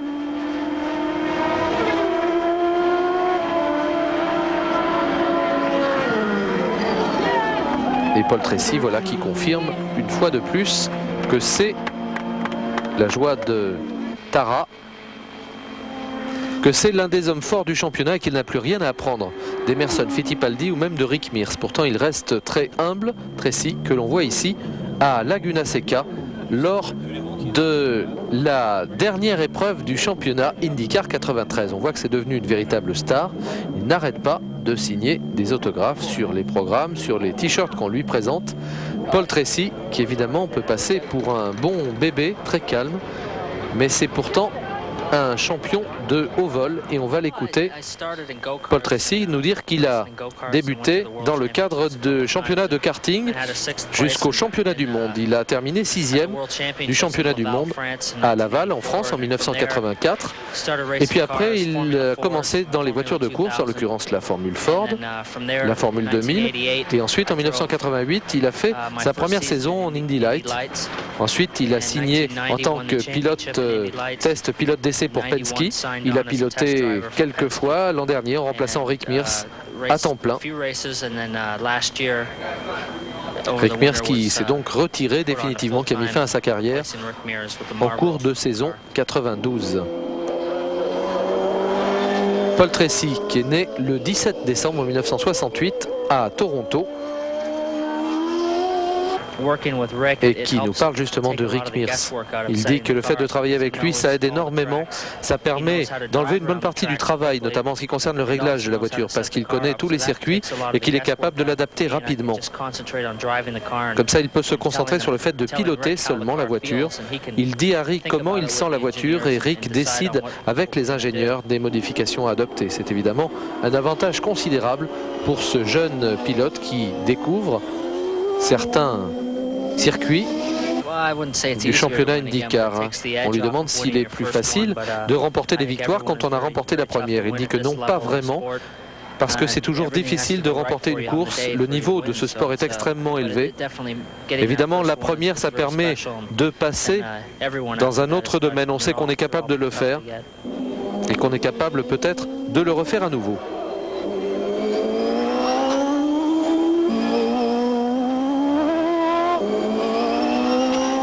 Paul Tracy, ici dans le corkscrew, ce passage si particulier du circuit est là. Le fait de disposer d'un châssis Penske était un avantage sur certaines pistes, mais pas sur d'autres. Nos voitures semblaient effectivement plus stables quand il y avait de haute vitesse sur les circuits routiers, mais je pense que les deux châssis en compétition étaient très compétitifs. Et puis il y aura de nouveaux châssis la saison prochaine, et il faudra retravailler à nouveau pour se montrer les meilleurs. Tracy qui est devenu donc une véritable star, qui est interviewé ici par les équipes de télévision, alors que bien sagement Emerson Fittipaldi, son équipier brésilien, attend son tour, vous le voyez, à ses côtés. Paul Tracy qui n'arrête plus maintenant de signer des autographes à Toronto. Et on lui parle de ce qu'il peut penser de Gilles Villeneuve. Et c'était une idole évidemment. Quand il a grandi, c'était une idole quand il pilotait des karts. C'était merveilleux de remporter une victoire à Toronto chez moi. Gilles est la dernière personne qui avait remporté un événement majeur dans le domaine des sports mécaniques au Canada. Et je ne veux pas lui ressembler, je veux piloter comme je suis capable de le faire. Mais c'est un héros pour moi. Évidemment, j'ai eu beaucoup de chance dans ma carrière de me trouver au bon endroit, au bon moment. Mais je pense que c'est plutôt difficile aussi pour un pilote européen de venir ici, d'apporter un sponsor depuis l'Europe jusqu'aux États-Unis. Mais du fait que le Canada et les États-Unis sont situés évidemment sur le même continent, c'est un peu plus facile par rapport aux pilotes européens, mais un peu plus difficile que si on est américain. C'est difficile d'éclater. On revoit ici cette scène entre Paul Tracy aux côtés de Nigel Mansell. Nigel Mansell qui congratule ici également Scott Goodyear. Et il a dit que peut-être un jour il irait lui aussi en Formule 1, Paul Tracy, mais pour le moment il se concentre uniquement sur l'IndyCar. Il essaie de remporter le championnat et probablement un jour il viendra à la Formule 1. Regardez les charmants Minois que l'on trouve sur la grille de départ de l'épreuve de Laguna Seca. Et Paul Newman n'est pas loin. C'est la dernière épreuve du championnat IndyCar 1993. Paul Tracy a totalisé jusque-là 4 victoires dans ce championnat. Nous les avons vus ensemble, ces 4 victoires. Et Tracy qui déambule un petit peu sur la grille de départ en attendant que le brouillard que vous apercevez là se lève sur la piste. Le départ a été retardé d'environ 40 minutes. Ici nous sommes aux côtés de Danny Sullivan que l'on a aperçu, et là c'était Scott Goodyear. La première ligne est composée d'Emerson Fittipaldi qui a arraché la pole position au dernier moment à Paul Tracy. Voici les deux Penske en première ligne. Derrière il y aura Nigel Mansell à droite de votre écran et Danny Sullivan dans la monoplace bleue. En troisième ligne, Harry Luendag et Mario Andretti. Et il y aura plusieurs tours de chauffe accordés par les organisateurs aux pilotes pour qu'ils se familiarisent avec ce tracé, surtout avec l'adhérence du circuit. Voilà, le départ est donné maintenant en première ligne. Les deux hommes de Penske, rouge et blanc, Fittipaldi, pole position, Paul Tracy juste derrière. Et c'est Tracy qui s'impose au freinage à l'extérieur, juste devant Emerson Fittipaldi. Derrière, on se bouscule un peu entre Harry Luendag et Danny Sullivan. Sans oublier bien sûr Nigel Mansell. Mais on le sait, les châssis Lola ne sont pas à l'aise sur cette piste. Ils vont un petit peu souffrir. D'ailleurs Nigel qui n'a donc signé que le 3e temps. Et Nigel qui, en essayant de remonter, percute ici un pilote attardé. C'est une erreur qu'il a commis incontestablement. Et ça va lui valoir un abandon. Olivier Grouillard qui dispute la dernière épreuve de ce championnat 93. Et Olivier qui va se tirer avec les honneurs de cette saison difficile du fait de son matériel, du fait de l'apprentissage des circuits, du fait de sa nouvelle équipe. Olivier que l'on attend bien armé en 94 pour démontrer tout le potentiel dont il est capable et dont son équipe est capable. La lutte a fait rage dans cette épreuve de Laguna Seca sur ce circuit tourmenté d'un peu plus de 3 km entre les deux pilotes, Tracy et Fittipaldi. Tracy qui reste au commandement, mais attention, le dépassement des attardés, en l'occurrence Al Unser, va jouer un rôle prépondérant. Regardez comment Tracy va s'infiltrer. Il va passer derrière Unser, il va dépasser Hiro Matsushita. Emerson Fittipaldi survient juste derrière. Il est surpris par la manœuvre de Matsushita qui lève le pied et il part dans un gigantesque tête à queue. Emerson Fittipaldi qui va même jusqu'à toucher les pneus avec l'arrière de sa machine. Heureusement, elle n'est pas gravement touchée. Il remet immédiatement la première et démarre façon dragster dans le sable. Il peut regagner péniblement la piste.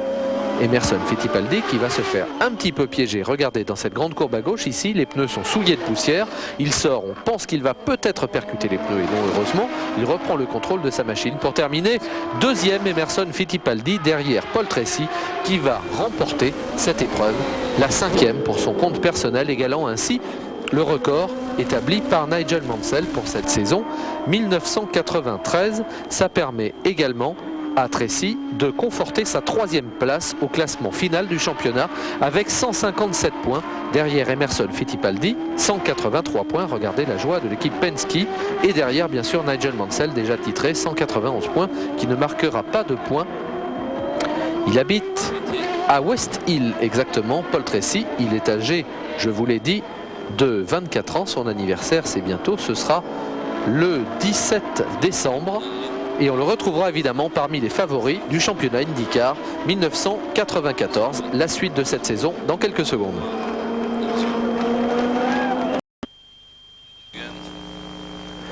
Retour sur la saison 1993 du championnat IndyCar et retour à Indianapolis sur les séances de qualification avec Arie Luyendyk qui va signer une performance exceptionnelle à 365 km/h,18 de moyenne. Je dis bien de moyenne. Sur 4 tours, vous savez, on se qualifie à Indianapolis sur le grand anneau de 2,5 miles. C'est l'épreuve évidemment la plus connue du championnat IndyCar, c'est l'une des épreuves les plus connues au monde. Willie T. Rips va lui aussi se qualifier sur l'avant-dernière grille à plus de 350 km/h de moyenne. Ce système de qualification qui est très particulier. Indianapolis et des crashs, il y en a eu quelques-uns, notamment ici celui de Robbie Buell. Robbie Buell, le champion Indy Light 1992, qui apprend ici à ses dépens que l'on ne joue pas impunément avec ces vitesses extrêmement élevées. Voilà, il s'agit et il percute, regardez, le mur presque de front. Robbie Buell qui va être plutôt secoué dans cet accident. Heureusement, pas de blessure grave pour le jeune pilote qui pourra ensuite poursuivre sa saison, malgré ces images évidemment toujours un petit peu angoissantes. Là, il a souffert des vertèbres sur le coup, Robbie Buell, mais après quelques jours d'observation, ça s'est bien terminé. Nigel Mansell est évidemment soucieux. Pourquoi? Parce qu'il est parti en tête à queue lors des essais de Phoenix, l'épreuve précédente, sur un anneau. Et justement, il s'est blessé au dos. Il a été opéré par la suite et il a bénéficié d'une dérogation des organisateurs d'Indianapolis pour pouvoir effectuer le rookie test en vue de la participation à ces 500 miles avec un petit peu de retard. Les organisateurs l'ont bien volontiers accordé. Et là aussi, un esprit extrêmement sportif des organisateurs américains et du milieu de l'IndyCar qui n'a pas cherché du tout à pénaliser Nigel dans son apprentissage des circuits. Il a bénéficié donc de cette dérogation pour effectuer les qualifications un petit peu plus tard que prévu. Et Nigel qui va se révéler tout à fait dans le coup puisqu'il va signer sur 4 tours une moyenne de 354 km/h 39, gagnant ainsi sa place en plein milieu de la 3e ligne d'Indianapolis aux côtés de Paul Tracy et d'Emerson Fittipaldi, tout de même des références en la matière. Nigel qui était bien décidé à prouver de manière évidente à la face de tout le public mondial et américain qu'il était capable de s'adapter aux ovales malgré sa sortie de piste de Phoenix quelques semaines plus tôt, sortie qu'il avait laissé donc blessé au dos. Lynn St. James va se qualifier elle aussi sur cette grille de départ des 500 miles d'Indianapolis. C'est la 2e fois que Lynn St. James prendra part aux 500 miles. Elle s'était déjà qualifiée en 92. Elle sera aux côtés de Stan Fox et Jim Vasser avec une moyenne également supérieure à 350 km/h. On aperçoit Al Unser qui lui aussi a été de nombreuses fois titré ici. Et grosse déception pour Bobby Rahal, le porteur du numéro 1, toujours à bord à ce moment-là de son châssis RH001.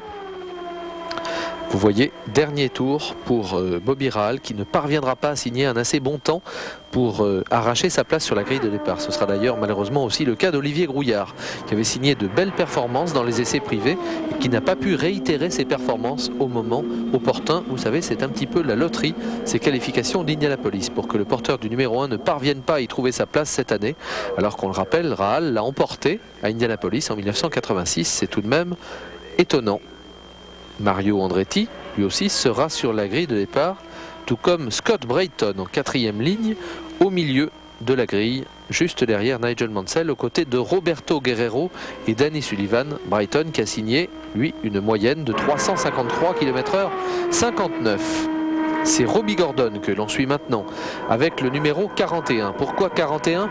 Eh bien parce que le numéro 14 est attribué à vie à AJ Foyt, son manager. C'est le seul à pouvoir le porter, ce numéro 14. AJ Foyt qui va annoncer à la suite de ses essais qu'il met fin à sa carrière de pilote d'IndyCar après un palmarès fantastique, 67 victoires. Et là c'est Eddie Cheever qui arrache la dernière place sur la grille à un tout petit peu plus de 350 km/h de moyenne également. Eddie Cheever qui a loué une machine dans une autre écurie. Il est motorisé par un Buick, ici un Buick V6.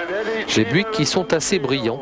dans le cadre de Indianapolis. Et on salue également la très belle qualification du jeune Français Stéphane Grégoire, tout droit issu de la Formule 3, dont c'est la première participation bien sûr à Indianapolis. Stéphane Grégoire qui va étonner tout le monde en se qualifiant dès la première séance.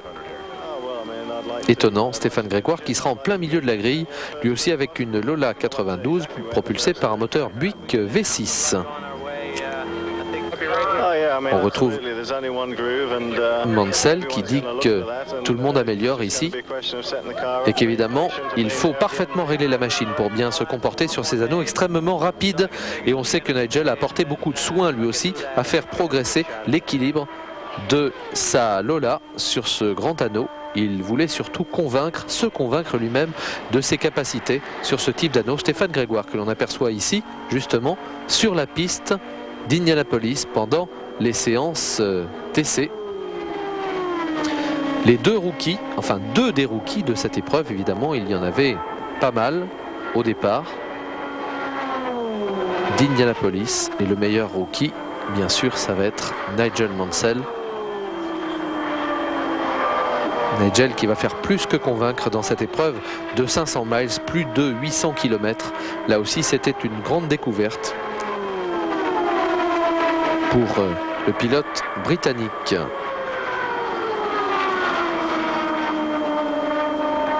Ces séances d'essai qui se déroulent devant plusieurs dizaines de milliers de spectateurs. On en compte jusqu'à 150 000 uniquement pour des séances d'essai. Là, c'est Raoul Bezel qui arrache une place également sur la première ligne aux côtés de Luyendijk et Andretti. Et nous sommes en course maintenant avec Emerson Fittipaldi, Nigel Mansell et Harry Luyendijk en lutte pour la victoire après le dernier départ, le dernier drapeau vert. Drapeau jaune maintenant qui a été sorti. Regardez pourquoi. Eh bien parce que Nigel Mansell, juste à quelques tours de l'arrivée, est venu en contact avec le mur extérieur à 350 km/h. Il ne s'est même pas arrêté à son stand pour vérifier l'état de sa monoplace. Nigel en confiance absolue qui va ici lutter jusqu'au bout avec Emerson Fittipaldi qui va l'emporter, remportant, regardez l'angoisse ici de Teresa Fittipaldi. L'angoisse à quelques tours de l'arrivée, deuxième victoire dans les 500 miles d'Indianapolis pour Emerson après celle qu'il avait remportée ici même en 1989. C'était le premier étranger à l'emporter sur ce grand anneau de 2,5 miles. La joie d'Emerson Fittipaldi, deuxième victoire donc. Fittipaldi que l'on va retrouver à Laguna Seca lui aussi pour la dernière épreuve. Fittipaldi qui est une star du championnat IndyCar auquel il participe depuis 1984. Il en est à sa 10e saison. Vous voyez que les grilles de départ d'IndyCar sont très bien peuplées, je vous l'ai dit à plusieurs reprises. Emerson Fittipaldi qui nous dit que le fait de remporter Indianapolis pour la deuxième fois, c'était absolument fantastique. Ça a été une saison très compétitive pour lui. Mais il a dit que le plus mauvais moment, c'était à Détroit, quand on lui a imposé un drapeau noir. Et ça lui a coûté pas mal de points dans cette histoire et peut-être même le titre au final. À Michigan, il a connu aussi quelques soucis. D'habitude, ils vont toujours vite avec les Penske sur l'anneau de Brooklyn dans le Michigan. Et là, ils n'ont pas réussi à régler la voiture. Mais il y a eu quelques autres mauvais moments. Mais ça a été un championnat fantastique parce que Nigel a fait un travail formidable. Il a été compétitif sur les ovales immédiatement. C'était super. Et il y a eu quelques belles batailles avec Nigel. Et c'était bon, nous dit Emerson Fittipaldi que l'on retrouve ici à Lexington. Lexington où Fittipaldi va très bien se retrouver puisqu'il va l'emporter à l'issue des 89 tours devant Robbie Gordon. Et regardez la joie de Teresa Fittipaldi. Ça m'est déjà arrivé à plusieurs reprises en Formule 1 que le championnat soit aussi serré. Et maintenant je crois que la course va être ouverte, peut-être le championnat va être ouvert jusqu'à la dernière épreuve. On retrouve les hommes justement à Nazareth pour l'avant-dernière épreuve avec le départ en fanfare, le départ canon des deux Penske de Paul Tracy et Emerson Fittipaldi. Et c'est Nigel Mansell qui va l'emporter. Fittipaldi ne terminant que 5e et perdant malheureusement définitivement le championnat. Fittipaldi qui téléphone à peine la ligne d'arrivée franchie à ses amis. Il a été très surpris par la compétitivité de Nigel Mansell. C'était le champion en titre en Formule 1. Il pensait qu'il allait remporter un certain nombre de courses. Mais il a remporté la majorité de ses courses sur les ovales. C'est incroyable. Nigel parlait de sa vie passée, mais il dit que c'est un overdriver, évidemment intraduisible. Vous avez compris, c'est un super pilote, c'est un pilote too much. Emerson Fittipaldi, star très accessible, qui ne rechigne jamais à signer des autographes dans le paddock. Et ça aussi, il faut le souligner, les pilotes de l'IndyCar sont toujours prêts à saluer leurs fans et à leur adresser un petit bonjour. Ça n'est malheureusement plus le cas en Formule 1. On voit Emerson Fittipaldi sur la grille de départ. Il avait signé la pole position qu'il avait arrachée dans les dernières secondes de la deuxième séance qualificative. Et il se fait déborder ici au moment du départ par Paul Tracy, avec lequel Emerson va lutter jusqu'au bout, jusqu'au tout dernier tour, jusqu'à ce que Emerson se retrouve dans la configuration que nous avons connue tout à l'heure, à l'amorce du 9 tours avant l'arrivée. Regardez, Tracy se faufile derrière Alonso. Emerson essaie et puis il est surpris par la basse vitesse de Matsushita. Il part en tête à queue en levant le pied. Immédiatement, ses roues arrière sont privées d'appui, il part en survirage en tête à queue, il récupère heureusement sa machine miraculeusement avant les pneus et il reprend la piste en ayant perdu un peu de temps, en soulevant un panache de poussière, en s'offrant donc une nouvelle petite incursion. Et on se demande si Emerson peut encore donner quelques conseils à Paul Tracy. C'est l'objet de la question suivante, son propre équipier. Eh bien écoutez, vu la manière dont il évolue, je crois que c'est moi qui aurais besoin de quelques conseils, dit Emerson. Je crois que je devrais même lui demander comment il règle sa machine. Emerson Fittipaldi, une star, un champion qui s'est battu jusqu'au bout pour le titre cette année et que l'on reverra lui aussi aux avant-postes en 94 à la lutte avec Paul Tracy, son propre équipier, et Nigel Mansell. Vous restez toujours avec nous sur Eurosport.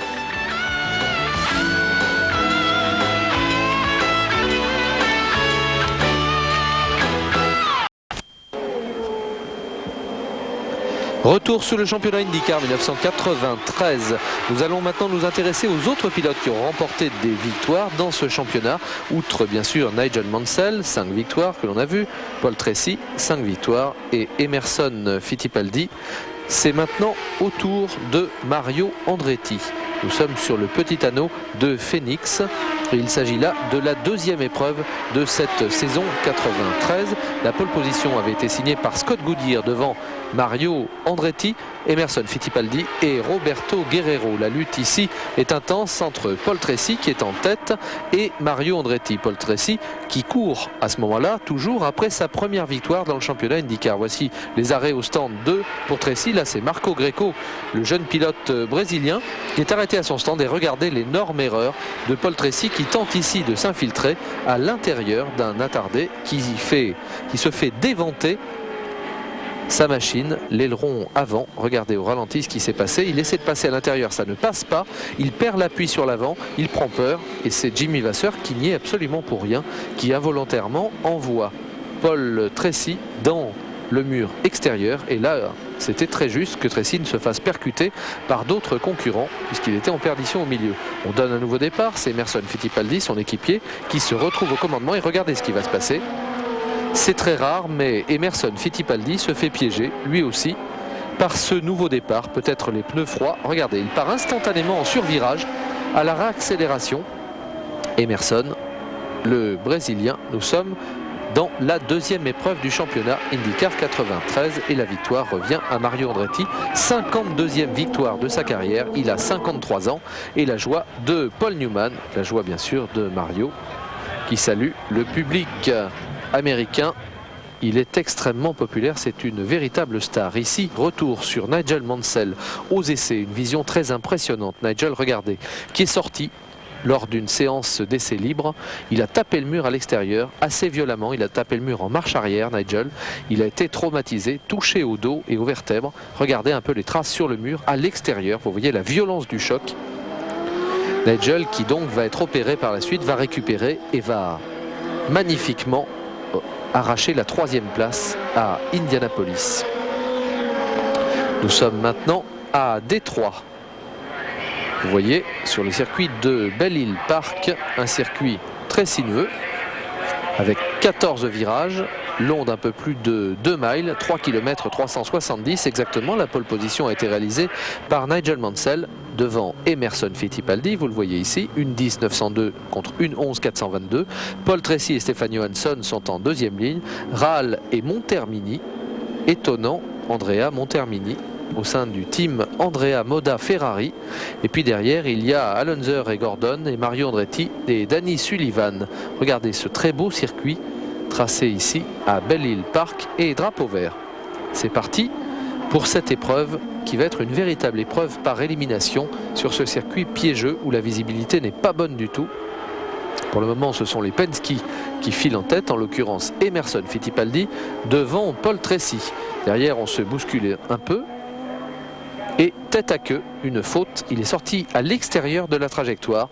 Emerson Fittipaldi, pourtant pilote extrêmement expérimenté, regardez au ralenti ce qui s'est passé. Il a voulu passer Harry Luyendijk, il n'a pas réussi et paf, il vient percuter les piles de pneus qui lui retombent dessus. D'ailleurs, on a un petit peu peur à ce moment-là pour Emerson Fittipaldi parce qu'on a peur surtout que le méthanol ne s'enflamme. Comme ces flammes, on ne les voit pas, eh bien le pilote peut brûler dans son baquet sans qu'on s'en rende compte et les commissaires interviennent et peuvent l'extraire de cette situation un peu délicate. Arrêt au stand pour Paul Tracy, ravitaillement en méthanol, changement des 4 pneumatiques et départ pour le jeune Canadien.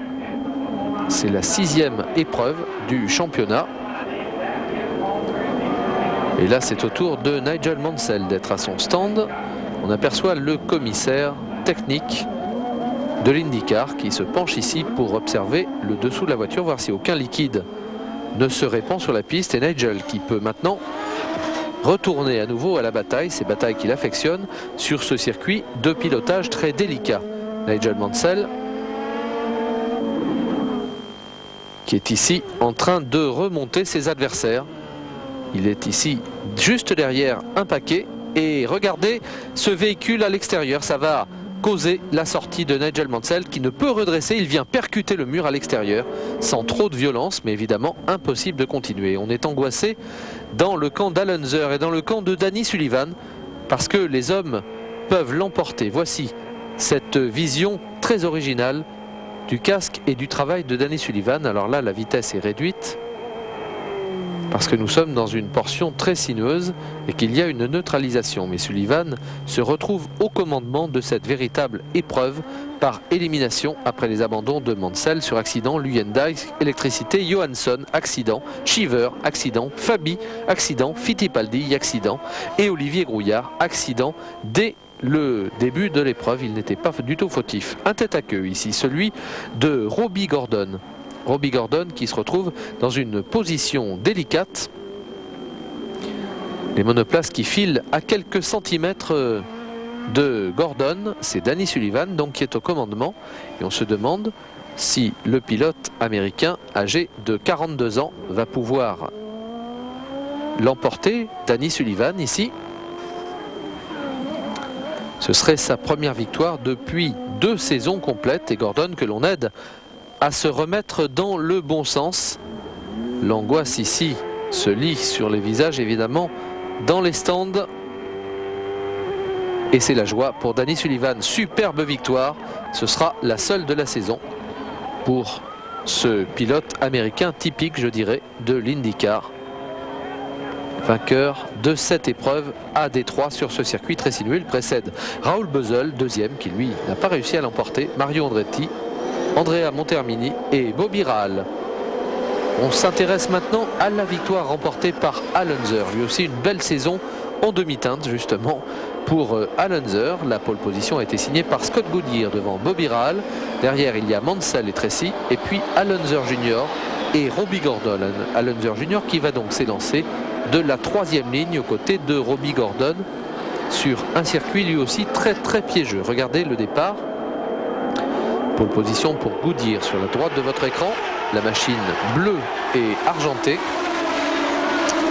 Bobby Rahal avec la noire et jaune.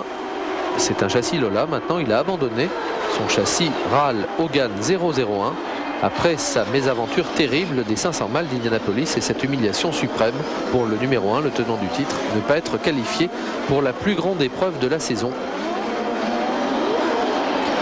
Scott Goodyear qui file en tête, et là un accrochage qui s'est produit dans lequel est impliqué Harry Luyendijk. Et regardez Olivier Grouillard qui a été lui aussi malheureusement poussé à l'arrière. On sort immédiatement les drapeaux jaunes dans ce premier tour. Regardez ce qui s'est passé. Olivier qui a été malheureusement poussé à l'arrière par Robbie Buell et qui se retrouve éliminé sans avoir pu se battre. Nouveau départ avec Scott Goodyear, Bobby Rahal. Scott Goodyear que l'on retrouve ici au commandement juste devant Rahal. Et regardez comme les machines se dandinent. Paul Tracy qui est à l'attaque de Rahal ici, qui va essayer de le prendre à l'accélération. Il tasse un petit peu Rahal contre le mur.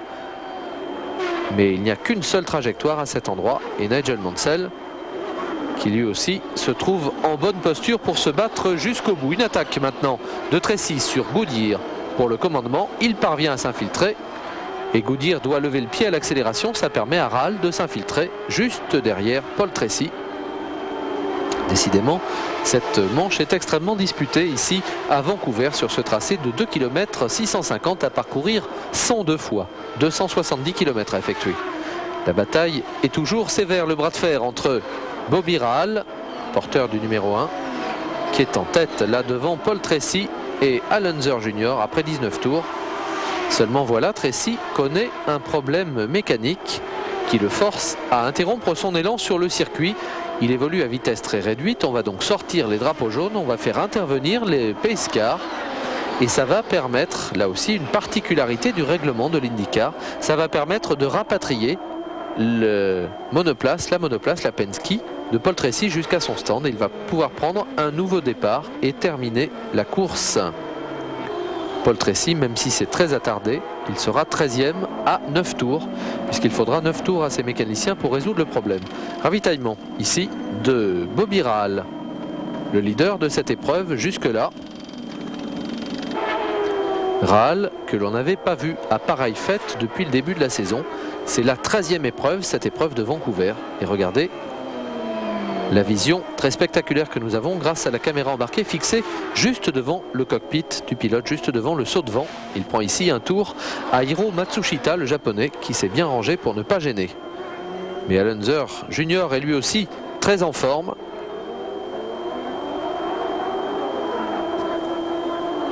Sur ce circuit tourmenté, et c'est lui qui remporte la victoire. Voilà la joie de la femme d'Al Unser pour l'unique victoire de la saison.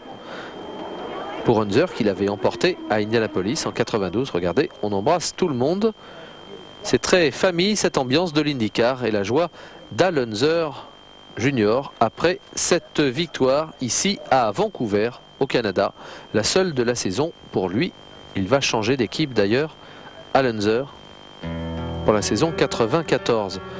Voici pour cette évocation de la saison IndyCar 1993. On espère qu'elle vous aura passionné autant que nous. On a pu la vivre intégralement sur Eurosport. Ce sera à nouveau le cas bien sûr en 94 et vous suivrez aussi des magazines dans Motors qui suit maintenant sur Eurosport Motors où nous nous intéressons beaucoup à l'IndyCar. Merci de votre attention. L'an prochain, il y aura beaucoup de changements dans les différents baquets, beaucoup de changements également sur le plan technique avec la présence de Mercedes-Benz. Merci de votre attention et à bientôt sur Eurosport. Voici le classement final du championnat IndyCar qui a été tout bonnement fantastique. Salut et à bientôt.